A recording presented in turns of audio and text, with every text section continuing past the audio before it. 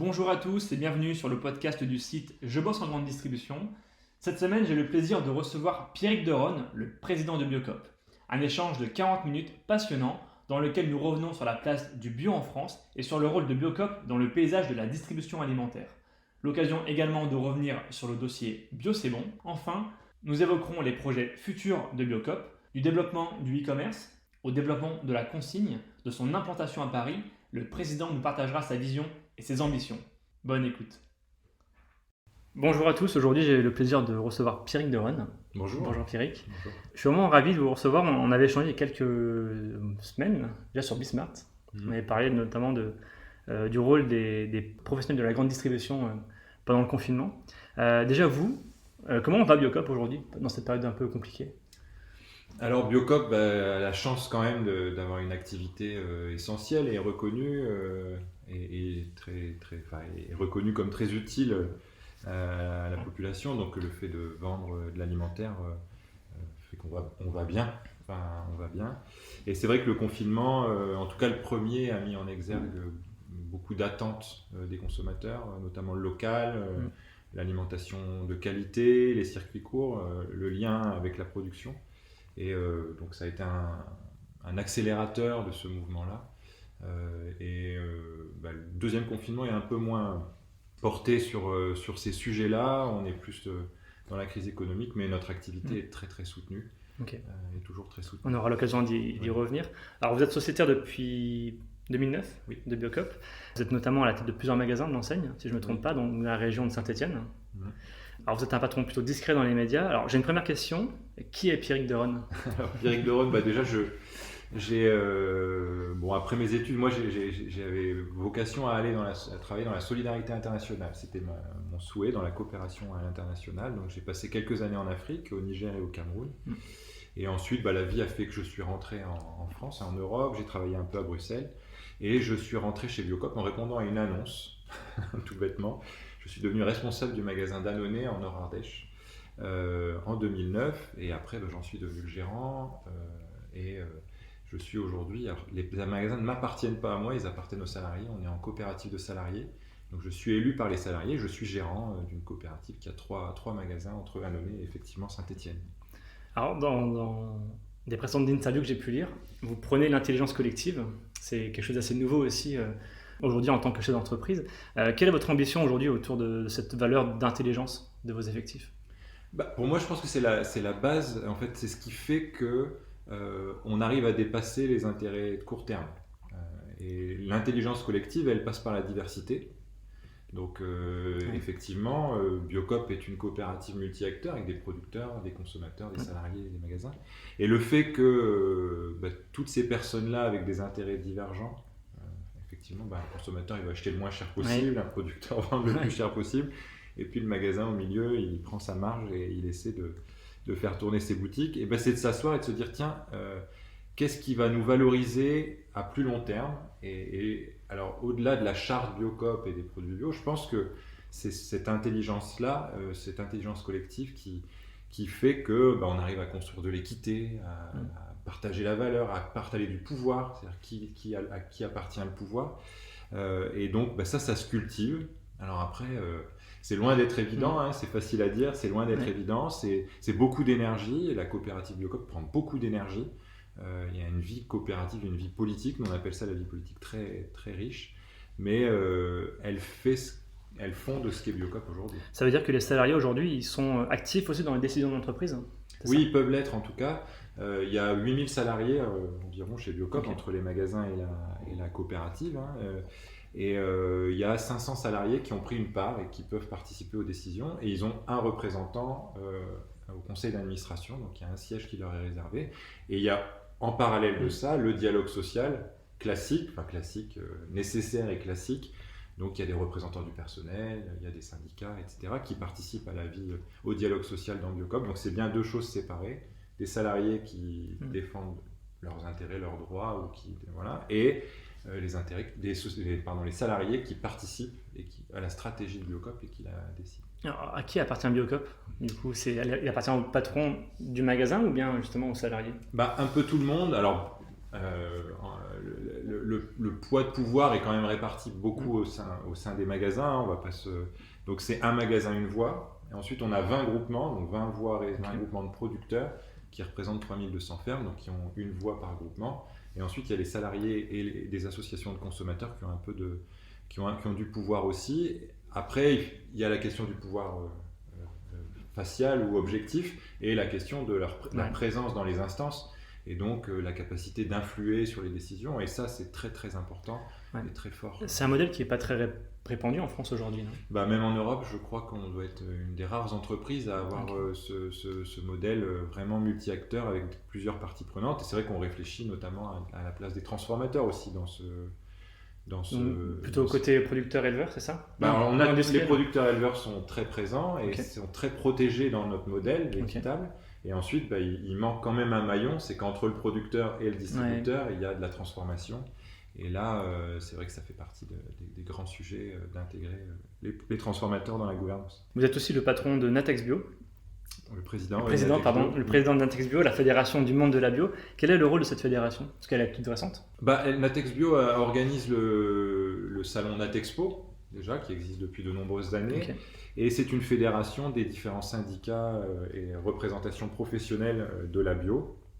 Donc qui va de la diététique aux distributeurs bio et à la transformation bio avec le Synabio. Et ensuite, on essaie aujourd'hui d'ouvrir la gouvernance à Cosme Bio, donc le label de cosmétiques, et Forêt Bio, qui est une association de producteurs 100% bio qui valorise économiquement les groupements. Donc le but, c'est de trouver des synergies entre les différents acteurs, c'est ça ? Alimentaire et cosmétique, y a pas en tout cas, c'est de réfléchir collectivement à ce qu'est la bio, justement, et à voir plus loin que, encore une fois, c'est de mettre de l'intelligence collective à cet endroit-là, parce que la bio historique est une bio projet de société. Alors il y a le cahier des charges qui est très, très technique, mais derrière, qu'est-ce qu'on y met en social, comment on répartit la valeur, comment on travaille aussi la protection de la bio, parce qu'on voit que le label bio est un petit peu bousculé en ce moment, on parle de bio à deux vitesses, etc. Donc comment dans la profession et les professions, on garde du contenu dans ces labels et dans la défense d'une bio plus exigeante et de filière. Vu que vous l'avez un peu suggéré dans votre réponse, c'est quoi la bio finalement aujourd'hui ? Alors le bio, c'est le cahier des charges, donc c'est le label Eurofeuille, c'est le label AB. Il y a deux labels aujourd'hui ? Il y a deux labels, il n'y en a qu'un en fait. Effectivement, il n'y en a qu'un, c'est le label européen, c'est l'Eurofeuille qui fixe le cahier des charges pour l'ensemble des pays européens. Ensuite, la France avait un petit peu d'avance, ou en tout cas avait un label très présent qui est le label agriculture biologique, AB, qui est très reconnu et très présent dans l'esprit des consommateurs. Donc, il y a une vie en commun, mais celui qui porte le cahier des charges, c'est le label Eurofeuille. Le label AB n'est pas mieux disant que le label Eurofeuille. C'est exactement le même cahier des charges. Et donc pour Biocop, et pour moi et pour nous, il faut aller au-delà d'un cahier des charges technique de production. Donc la bio, c'est pas du conventionnel sans pesticides, c'est bien au-delà de ça.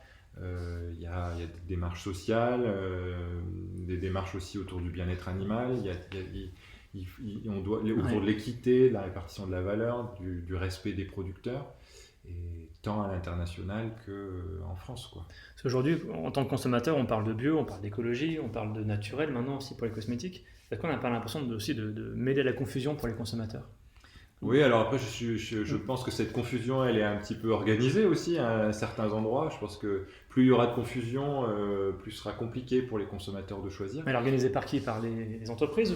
Il y a beaucoup de labels. C'est le marketing qui veut ça Le marketing ou des notions de progrès. Je pense que le label AB, enfin le label AB, l'agriculture biologique, va pas faire 100% de l'agriculture, va pas représenter 100% de l'agriculture demain.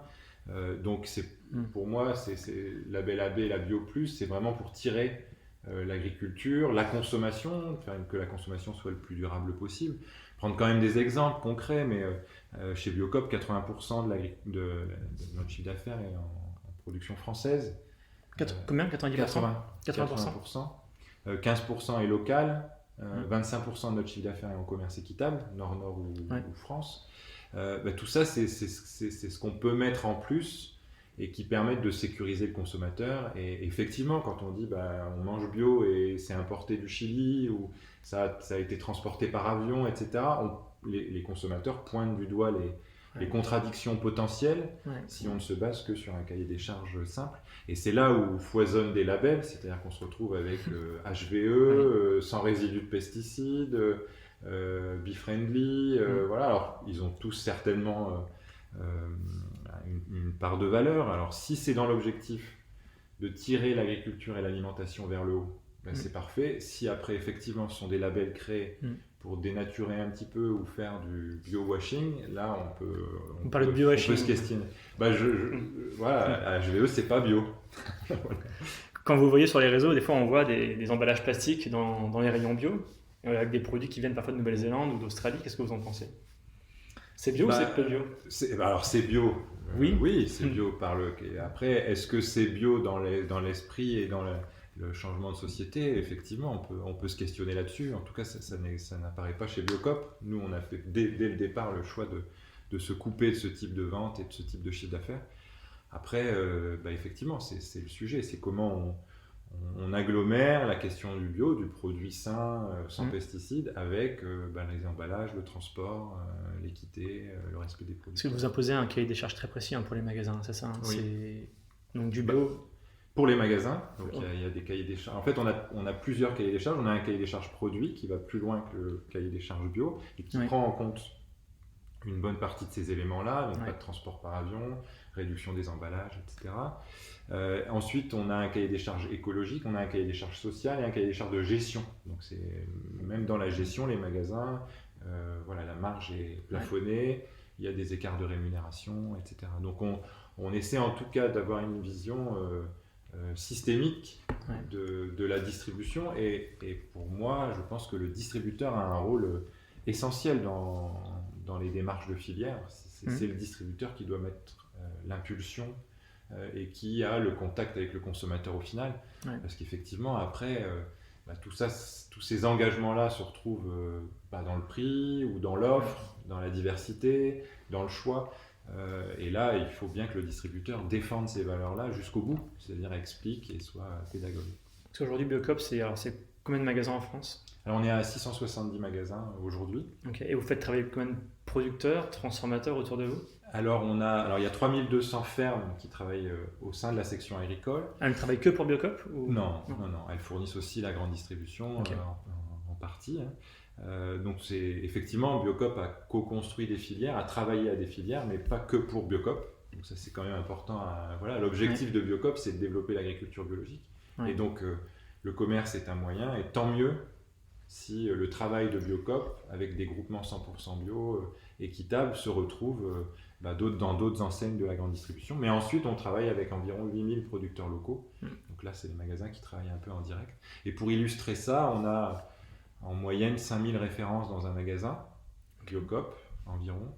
Et en sortie de caisse à Gen Code différents, on a eu plus de 100 000 références qui sont sorties des magasins l'année dernière.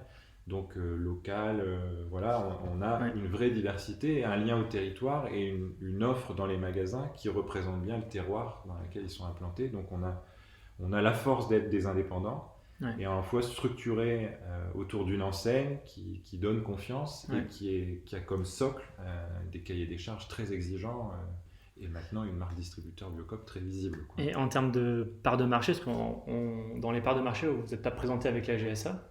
Ça représente combien aujourd'hui en volume de chiffre d'affaires ? Alors nous, on ne se considère pas vraiment de la grande distribution. Alors pourquoi ? Alors, c'est vous ou c'est les indicateurs qui ne veulent pas ? Peut-être les deux. Les indicateurs, certainement. Je ne me suis pas posé la question sous cet angle-là. Mais en tout cas, nous non, on n'a pas vocation à être considéré comme de la grande distribution. On est justement sur une alimentation alternative, alors qui effectivement, les de moins en moins étant mieux. C'est-à-dire qu'il y a une bonne part du projet qu'on défend qui est maintenant présent partout, que les consommateurs peuvent acheter où ils le souhaitent. C'est le bio de base. Donc ça, c'est une très très bonne nouvelle. Après, on a vocation à toujours être pionnier, militant, avoir des partis pris forts, des renoncements. Et donc, on ne se considère pas comme faisant partie de la grande distribution, au sens où on est un réseau de magasins de territoire, plutôt petit format, etc. Mais après, on est dans le monde de la bio, dans le monde du bio, la vente de bio aujourd'hui, Biocop représente à peu près 13% d'un marché de 11 milliards, c'est ça? Oui, environ. Et on est à 48%, je pense, que des parts de marché des spécialisés. Donc vos concurrents aujourd'hui, si on prend la GSS, ça va être Naturalia? Oui, alors je pense que nos concurrents d'hier le sont beaucoup moins aujourd'hui. Je pense qu'il faut qu'on travaille beaucoup plus ensemble avec les magasins spécialisés. Mais effectivement, il y a Naturalia, Biomonde, La Vie Claire. Alors après, effectivement, derrière, il y a du capital. Donc c'est surtout la grande distribution aujourd'hui qui est notre concurrent sur le marché bio, notamment Carrefour et Leclerc, et qui de toute façon, on en a conscience, feront une grosse part des volumes. C'est déjà le cas. Le marché a beaucoup bougé depuis 10 ans et encore plus depuis 2016, où la part de la grande distribution est passée de 45 à 55%. Et on voit arriver, en plus, on voit de plus en plus la grande distribution reprendre des réseaux spécialisés. Donc le premier historiquement a été Naturalia.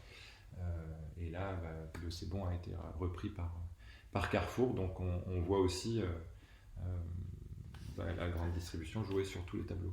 Ça vous dérange pas cette concurrence? Vous ne pensez pas que c'est un peu opportuniste, si je puis dire? J'espère qu'il y a une part de sincérité. Alors après, je pense que pour le bio en général, c'est plutôt une bonne nouvelle. C'est-à-dire que, alors pas forcément la reprise de spécialisés, mais en tout cas que le bio se développe dans les magasins généralistes, c'est une très bonne nouvelle. Après, j'ai peu de doutes sur le fait que la grande distribution voit le bio comme un levier de croissance, une part de marché. Et pour moi, ce système-là ou cette impulsion-là aura ses limites de toute façon. Et on le voit bien même en général, le système reprend toujours le dessus. Et donc les réflexes, les codes, pour moi, aujourd'hui, j'ai encore besoin qu'on me fasse la preuve que la grande distribution n'aura pas les mêmes codes et les mêmes démarches qu'elle a pu avoir dans le conventionnel. C'est-à-dire la recherche du coût le plus bas possible, avec comme variable d'ajustement le producteur au final, et du coup au final déstructuration de marché et baisse de la qualité générale des produits. Donc ça, nous on fera en sorte, en étant Biocop, donc on ne va pas se mettre dans la mêlée. Notre objectif n'est pas de ressembler à la grande distribution ou d'utiliser les mêmes outils, les mêmes que la grande distribution, mais par contre on veut toujours peser, être influent, donc peser toujours, avoir une part de marché suffisante pour être les garde-fous de ce marché-là. C'est-à-dire, moi je pense que tant que Biocop sera fort, la grande distribution ne pourra pas faire pleinement ce qu'elle veut sur le marché de la distribution alimentaire bio. Il y avait une petite pointe de déception quand vous avez parlé du rachat de Carrefour, du rachat de C'est Bon par Carrefour. C'est un dossier sur lequel vous avez été, en tout cas sollicité pendant quelques semaines. Quelles sont les raisons de cet échec? Alors, est-ce que vous le prenez comme un échec, déjà d'une part, et quels enseignements tirez-vous? Alors, pour moi, il y a de la déception, évidemment. On a travaillé pendant de longs mois et sincèrement, on y a cru.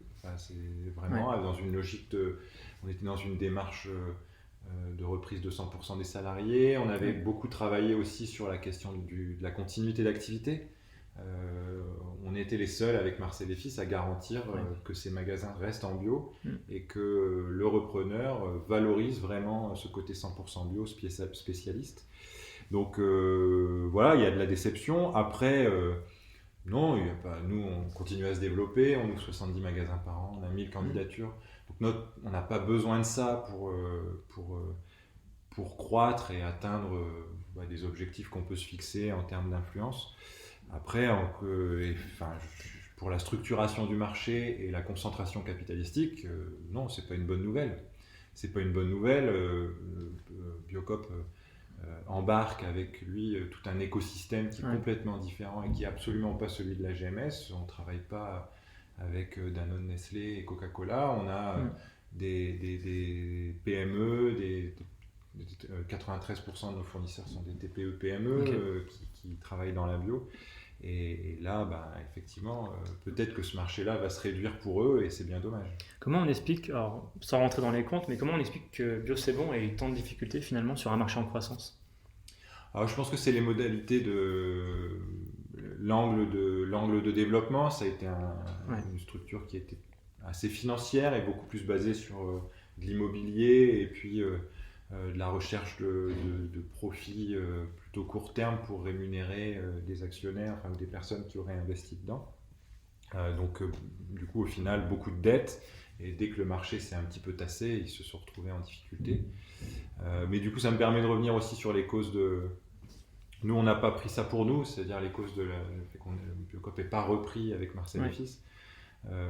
Voilà, le chèque du repreneur était très élevé et a forcément pesé dans la balance.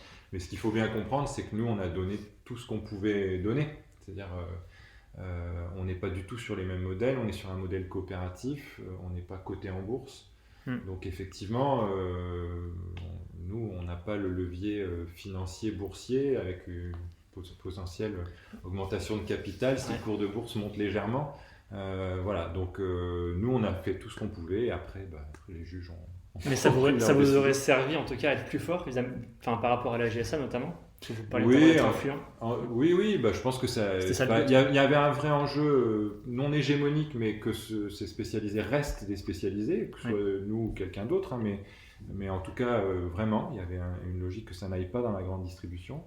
Et après, nous, à titre très stratégique de développement, notre présence sur Paris est quand même assez faible par rapport à notre statut de leader sur le marché spécialisé. Et donc, effectivement, on aurait gagné quelques années si on avait repris Bio C'est Bon à cet endroit-là, mais il n'y a absolument aucun problème, j'ai aucun doute. Je suis très optimiste sur le fait qu'on va développer Biocop sur Paris à la hauteur de notre statut. Parce que Biocop s'appuie sur un marché en croissance. Alors, c'est un marché qui prend quelques points par an. Est-ce que ça stagne? Est-ce que cette croissance continue? Alors, il y a plusieurs études. Alors là, avec les périodes de confinement, c'est quand même pas très simple à analyser. Il y a des rebonds, des tassements, etc. Il y a des études qui montrent que le marché va se tasser, de fait, peut-être passer même sous la barre des 10%. À court terme ou assez court terme, il y a une étude Xerfi là, qui vient de sortir et qui montre ça. Après, Biocop a un vrai atout dans son jeu, c'est plusieurs, mais c'est son exigence et du coup sa bio plus, c'est-à-dire qu'on arrive à nous différencier très fortement de la bio de grande distribution. Et ensuite, son réseau d'indépendants et de sociétaires sur les territoires qui dynamise quand même fortement les magasins. Et on voit aujourd'hui que Biocop devrait terminer l'année 2020 avec une croissance autour de 15%. Donc on est au-dessus du marché, on tire le marché spécialisé, en tout cas en termes de croissance. Le confinement a eu des effets un petit peu étonnants. Alors vous avez constaté un rebond effectivement pendant le confinement, où les gens sont davantage allés vers les consommations de proximité, de produits locaux en tout cas. Ça s'est un peu essoufflé apparemment pendant l'été. Est-ce que ça a repris justement depuis la rentrée? Alors ça s'est essoufflé, on est revenu à la normale. Pour nous, on est revenu à la tendance... On aurait pu espérer qu'il y ait un effet amplificateur, justement. Alors aujourd'hui, on est plutôt sur une tendance fourchette un peu haute. On n'est pas sur une explosion de la consommation comme on a pu le connaître en mars, avril, mai.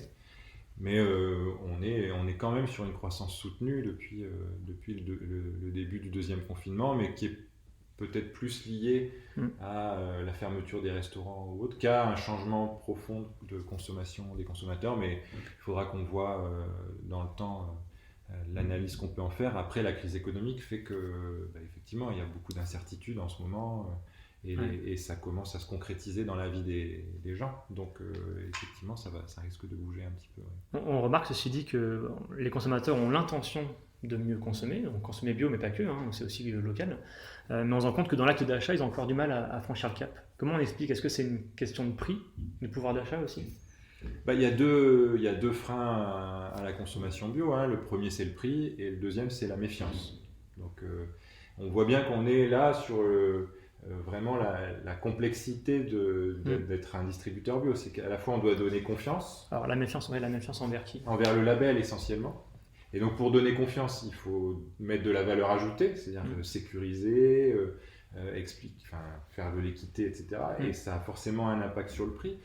Aujourd'hui, on travaille beaucoup, et encore pour les prochaines années, sur l'ultra-transformation, donc la question des additifs, etc. Il y en a encore quelques-uns en bio. Et effectivement, toucher à ces additifs, ça peut avoir un enjeu de texture, de saveur, de prix. Et donc, effectivement, c'est comment on amène les consommateurs à percevoir le coût, enfin le prix de leur demande, la valeur qui est derrière leur demande. Et comment on leur explique ça? Déjà, il faut qu'ils ne doivent pas hésiter à rentrer dans une Biocoop. Je pense que déjà d'y rentrer, ils ne sont pas obligés d'acheter, mais déjà d'y rentrer, de voir, d'essayer de comprendre les marques qui sont différentes, la manière, il y a de la communication dans les magasins, et c'est vrai que c'est notre premier vecteur de communication. Et après, moi j'ai très très confiance dans le fait que de toute façon c'est le sens de l'histoire. C'est-à-dire que c'est le sens de l'histoire. Alors après, oui, il y a des arbitrages. Moi je peux comprendre qu'il y a des gens qui n'ont pas les moyens encore aujourd'hui de pouvoir consommer 100% chez Biocoop. C'est clair, c'est évident. Mais après, c'est comment on rentre dans cette démarche-là, et il y en a plein d'autres. Il y a plein d'autres démarches. On peut avoir un impact sur la production locale, sur les emballages, sans forcément consommer 100% chez Biocoop. Voilà. Et ça, par contre, ça monte très fortement dans la société. Nous, on veut juste être présent, jouer notre rôle, faire notre part, pour que les consommateurs sachent qu'il y a un endroit, il y a un distributeur qui se préoccupe de l'ensemble de ces sujets-là. Alors, ça ne veut pas dire qu'on est parfait sur tous les sujets. Il y a encore de l'emballage en plastique chez Biocoop. Mais en tout cas, il y a un distributeur qui se pose ces questions-là. Et nous, notre objectif, c'est de donner confiance à ces consommateurs-là, à tous les consommateurs qui se posent des questions.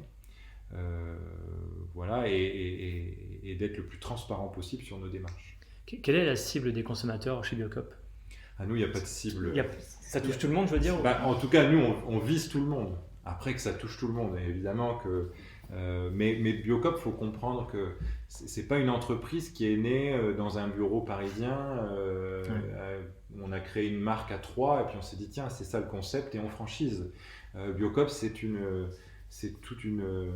sont des structures, une cinquantaine de structures au départ, qui se sont retrouvées, qui ont dit, tiens, on va monter une association qui s'appelle Biocoop, et qui a constitué une charte. Et donc la marque est née des territoires et elle appartient au magasin. Alors après, effectivement, il y a eu de l'évolution, on est très nombreux, etc. Donc je peux comprendre qu'on donne l'image d'une franchise parce qu'on a des règles communes, on a une communication commune, on fait de la publicité à la télé, etc. Mais c'est quand même important à percevoir, parce que c'est vraiment une émanation des territoires. Et donc chacun tire cette marque-là. Il y a un sujet dont on parle peu, c'est que d'un point de vue économique, consommer bio, c'est aussi générateur de plus d'emplois. Est-ce que vous militez aussi pour ce sujet-là, alors en interne, mais peut-être aussi dans une communication grand public? Le grand public, c'est un peu plus... c'est plus délicat, parce que c'est des sujets un peu complexes, mais effectivement... le bio crée 2 fois plus d'emplois environ, à la fois dans la production, chez les producteurs, que dans les magasins. Alors, il y a des formats différents, mais chez Biocoop, en tout cas, on embauche quasiment 2 fois plus de personnes que dans la grande distribution en général. Non, effectivement, c'est vecteur de beaucoup d'externalités positives. Et on travaille aussi beaucoup avec le fonds de dotation sur la question de l'exclusion alimentaire. Et un des sujets qui nous porte à travers le modèle qu'on a créé chez Biocoop, c'est que nous-mêmes ne soyons pas vecteurs de précarité. C'est-à-dire que dans le système qu'on crée, direct ou indirect, on ne soit pas vecteur de pauvreté, etc. Aujourd'hui, avoir des producteurs qui gagnent 300 € par mois, c'est pas entendable, en tout cas dans le système qu'on souhaite créer. Alors après, effectivement, ça se retrouve au final dans le prix du produit, mais ça, on n'y touchera pas. On parlait un petit peu de communication, et comment vous faites aujourd'hui pour éduquer le consommateur? Parce que c'est aussi votre rôle, vous, en tant qu'enseigne leader sur le marché de la bio, d'éduquer le consommateur sur ces sujets-là. Alors est-ce qu'il y a des leviers privilégiés sur lesquels vous préférez communiquer? Alors nous, moi je parlerais plus de pédagogie que d'éducation, parce que sincèrement, les sujets portés par Biocop, alors peut-être qu'il y a 25 ans, on aurait pu parler d'éducation, mais aujourd'hui, ces sujets-là, ils sont tous sur la table. Après, c'est comment nous, on fait savoir qu'on va au bout, on essaie d'aller au bout de ces différents sujets-là. Donc là, effectivement, on a beaucoup développé la communication grand public depuis 3 ans à la télévision, alors que c'était vraiment... C'était nouveau pour l'époque. C'était contre-intuitif pour Biocop.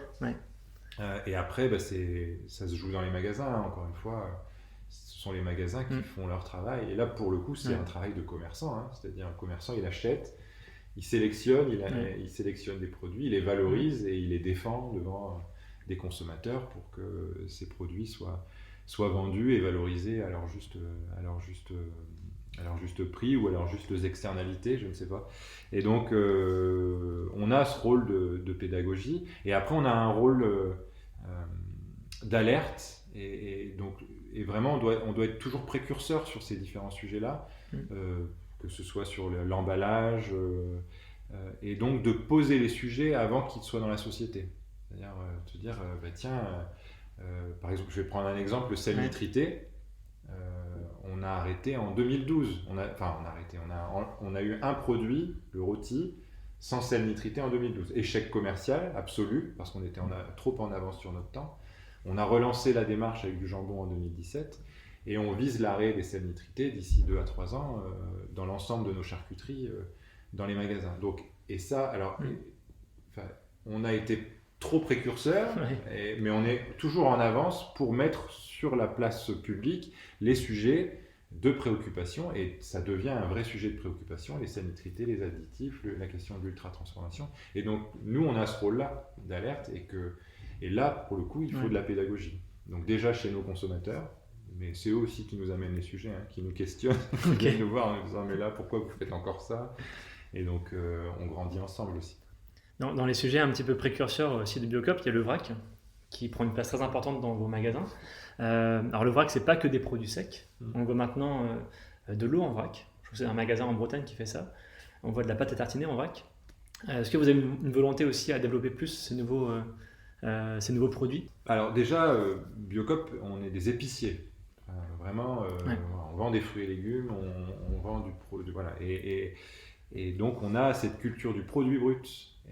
Et on a toujours associé la bio à la cuisine et à la consommation par la cuisine. Et donc le vrac, c'est tout naturellement intégré les étapes de Biocop dès le départ. Donc aujourd'hui, notre chiffre d'affaires en vrac est d'un tiers à peu près, un tiers du chiffre d'affaires des magasins. C'est colossal. Et en vrac, alors là-dedans, il y a les fruits et légumes, il y a l'épicerie, et il y a la boucherie quand il y a un boucher, enfin la viande, le boulanger, et un peu le liquide aussi. Après, il y a le liquide, les huiles, vinaigre, et puis après les savons, etc. Effectivement. Et on vise les 50% d'ici 2025. Il faut jouer à la fois sur la diversité, et peut-être qu'il faudra aussi avancer ou réduire la question des produits emballés demain. Parce que pour l'instant, on développe, on donne le choix. Et donc oui, on peut trouver du miel, de la pâte à tartiner, purée d'amande, des savons entiers à couper. Il y a certains magasins qui font ça aussi, huile, vinaigre. Donc ça va se développer, ça se développe fortement. Là aussi, on est aussi accompagné par les évolutions réglementaires. Ça bouge aussi beaucoup politiquement autour du vrac.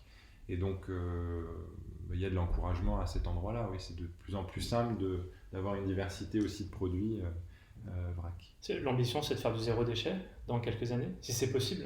Oui, alors en tout cas, c'est sûr qu'on a toujours traité de la question du déchet. Le meilleur déchet, c'est celui qu'on ne produit pas. Donc ça, c'est clair. Donc effectivement, le vrac, ça en fait partie. Maintenant, il est très facile d'aller chez dans une Biocop avec son propre contenant, etc. Donc on peut de plus en plus faire ses courses sans créer de déchets superflus. Alors après, les produits vrac viennent emballés à un moment donné, en grosse quantité, donc il y a toujours de l'emballage. Mais après, effectivement, j'ai perdu le fil de la question. Il y a un magasin effectivement qui fait du zéro déchet. Il me semble que c'est Brut qui en a parlé il n'y a pas très longtemps. votre ambition, c'est effectivement de tendre vers le zéro déchet. Oui, Mais si oui. c'est le zéro déchet, état absolu n'est pas possible. Oui, voilà, En tant que mais tel. oui, non, on vise le zéro déchet et on travaille aussi sur pour même aller au bout de la démarche, on travaille aussi sur des consignes. Il y a des magasins qui travaillent localement sur des consignes et on cherche des solutions pour l'année prochaine pour passer à l'échelle et avoir des systèmes de consignes un peu plus aboutis.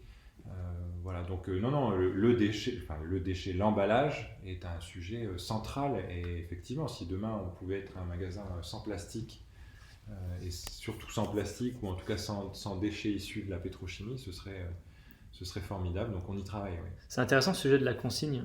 Vous travaillez avec des partenaires aujourd'hui sur ce sujet-là ou vous le faites vous-même en interne?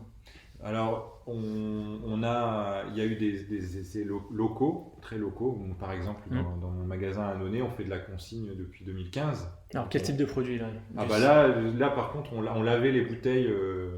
On lavait les bouteilles dans le magasin. Donc là, c'était les bouteilles d'huile, bouteilles de bière, etc. C'était lavé, récupéré. Voilà. Donc, mais on voit bien que c'est peu rentable de le faire à cette échelle de territoire-là. Ça mobilise beaucoup. Donc effectivement, l'enjeu de demain, c'est de passer à l'échelle. Et pour passer à l'échelle, alors, il faut à la fois des partenaires locaux. Et il y a un enjeu majeur, c'est qu'il faudrait que les bouteilles soient standardisées. Et donc, il faut travailler sur les emballages. Et donc, il n'y ait plus 15 bouteilles de jus de fruits ou 15 bouteilles de bière, parce que maintenant, l'emballage est très marketé.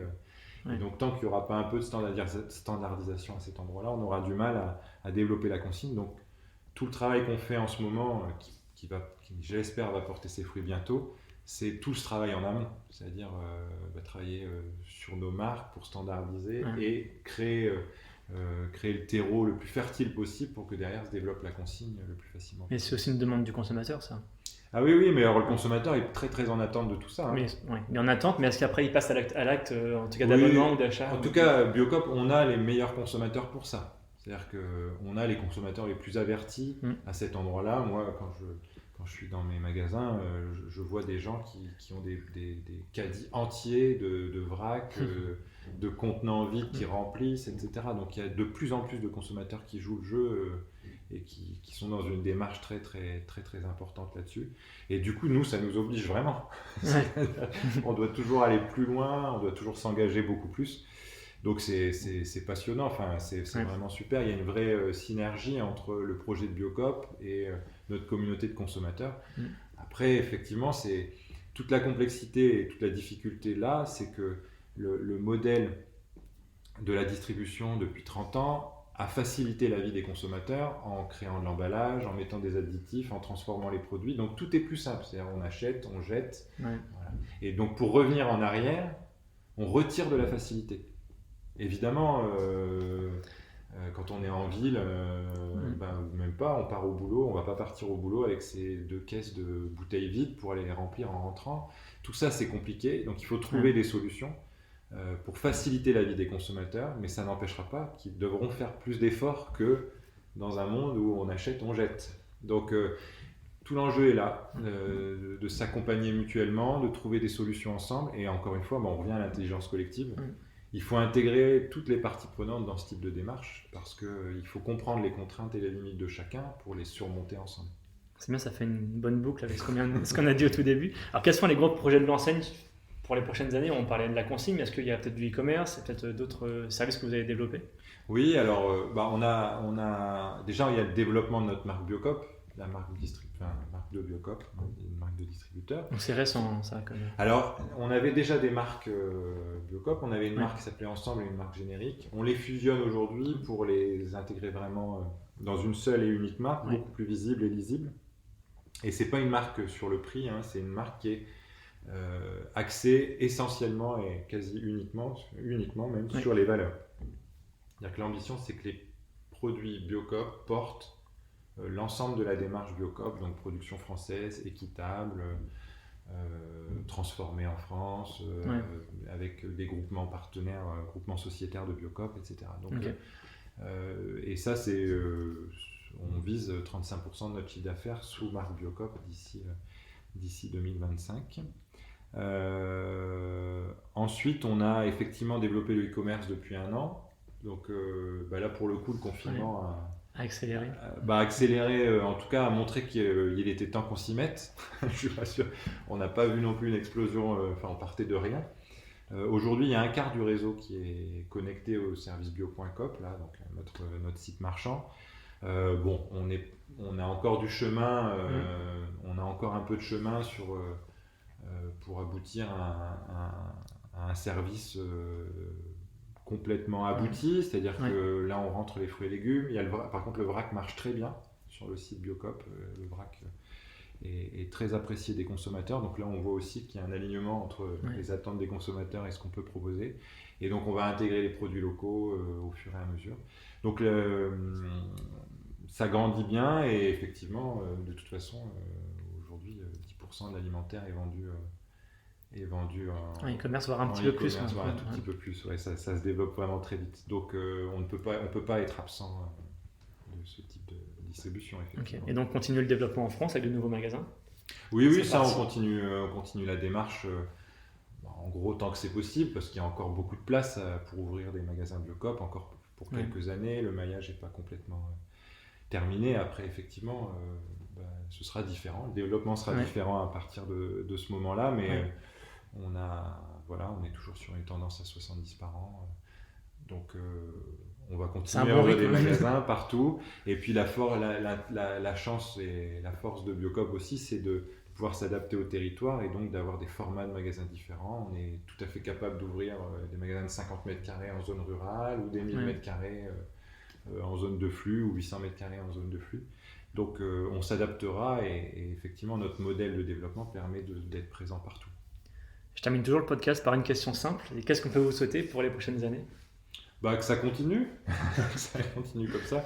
Moi là où je suis conforté dans le projet, qui a quand même 35 ans, donc on pourrait se dire tiens, il faut le toiletter, il faut le modifier, etc. Pas du tout. Le projet de Biocoop est très moderne, malgré son âge, et donc que ça continue comme ça, et surtout que le projet de Biocoop continue à changer la société, parce qu'elle en a bien besoin. On sent quand même que dans le monde dans lequel on est, il y a besoin d'espoir, et il y a besoin de changements profonds. Et donc, en tout cas chez les distributeurs, je pense que Biocoop a une grande part, un grand rôle à jouer à cet endroit-là. En tout cas, merci beaucoup Pierrick pour cet échange, c'était très intéressant. Merci beaucoup pour l'échange aussi.